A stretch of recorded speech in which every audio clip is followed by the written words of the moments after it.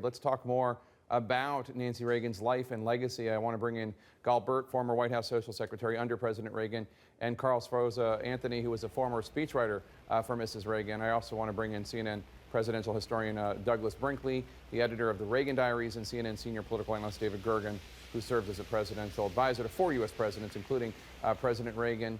Gal, let me start with you. First of all, just your general impressions of the day. Was there anything that you saw in particular during the ceremony? Any comments from any of her loved ones that you think would have been really meaningful to her? Well, I thought Ronald Reagan, Ronnie Reagan, was exactly right when he said this was a celebration. Mrs. Reagan said to me in October that she thought that God had forgotten her. And I think this is exactly where she wants to be. She is now laid to rest, and then the heavens opened within seconds after she was laid to rest. And it was perfect. It was absolutely, if she had scripted it, it would have been the way she would have scripted it. I'd also say there was a heavy-duty military component today, and Mrs. Reagan really felt empathy for single women who used to come to the White House by themselves. And she asked the military aides if they would go to these women's hotels, pick them up, escort them to the White House, hang up their coat, engage them in conversation with someone else, and then they could leave, but they had to take them back. And I think Mrs. Reagan today was escorted so beautifully by 8 members of the military and the bagpipes to her final resting place. And I know that she is thrilled. Carl, let me ask you, as a historian focusing on First Ladies, how influential was Nancy Reagan in the pantheon of First Ladies that we have had in this country? Well, you know, I think there's different kinds of influence and power. And actually, that's a conversation I had with her, my very first conversation with her in July of 1985. And it was about the different kinds of power. And you had people like Hillary Clinton and Eleanor Roosevelt who focused very specifically, say, on policy. Whereas you had somebody like Mrs. Reagan who, like an Edith Wilson or a Mamie Eisenhower, very much focused on the person who was president and how the personal factors around them, their health, how well rested they were, the people that they saw every day, the people they relied on, how all of that was affecting them, their schedule. And you know, that was a form of power and influence very different from policy. The one thing I would say also I think is really important, that was so good to hear her 2 children speak today, is to also remember that during those 8 years, when a lot of people saw a lot of accomplishments and a lot of beautiful parties and so forth, that there was a lot personally going on there, that there was a period of estrangement and public disclosure about estrangement between her and her daughter Patty, between her and her stepson. Her father died during those 8 years. Her mother died during those 8 years. She had breast cancer.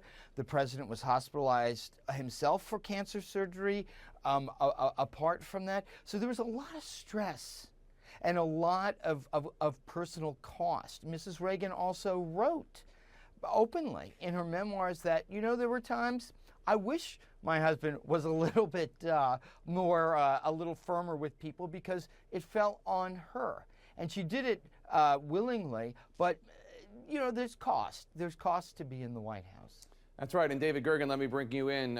It has been said that sometimes Nancy Reagan was almost the bad cop to her husband's good cop. We heard Ron Reagan Jr. say earlier today what a bunch of us were talking about on Sunday when the news first came that Mrs. Reagan had passed, and that is there likely would not have been a President Reagan if he did not have Nancy there by his side, pushing him and really being the other half of this incredibly powerful partnership.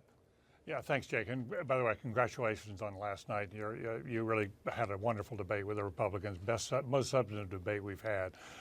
But as to the two Reagans, Jim Baker said this right off the bat in his remarks today in the Tribune, eloquent Tribune, and that there would have been no Reagan presidency without Nancy Reagan, and that's because she was not only engaged in this wonderful love story, but as Baker and others said, she was a political wife. And she embraced that as what his career was going to be, and boy, she was going to help him make that successful. She was part of an old tradition about a wife helping in that way, and she was astute politically, and she knew. He was a conservative, but he was a pragmatic conservative, and she was the one who talked him into sitting down with Gorbachev and trying to get an arms control agreement, laying the foundations for the first real reductions in arms, and also leading to the end of the Cold War.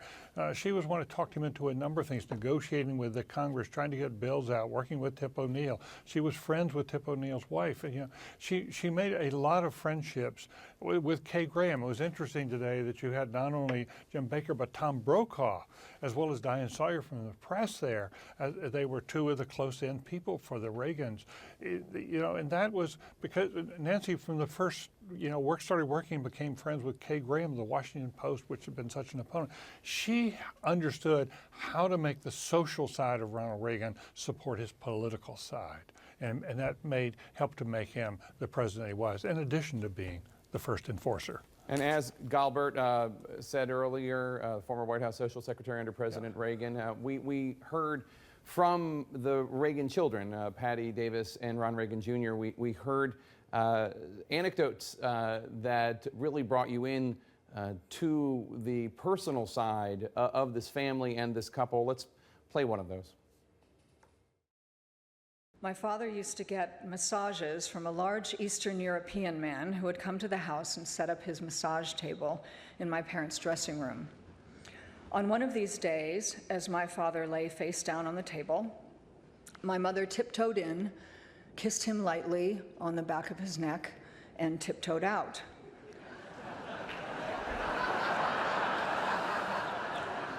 He didn't know it was her.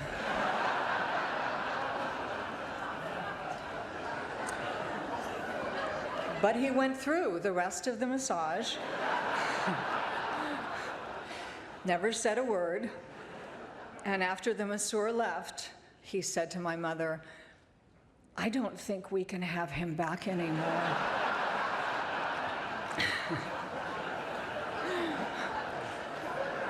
Why? She asked him what happened. Well, he kissed me.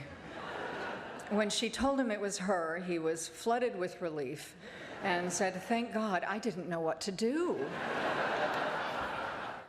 Douglas Brinkley, it's a charming story, but there's one thing I want to ask you about, because you got to meet and work with Nancy Reagan towards the end of her life, and that is one of the things I was struck by, and I saw in an interview with her, she talked about how she never got over the grief of losing her husband, and how she would say, people say it gets better with time, and it didn't with her.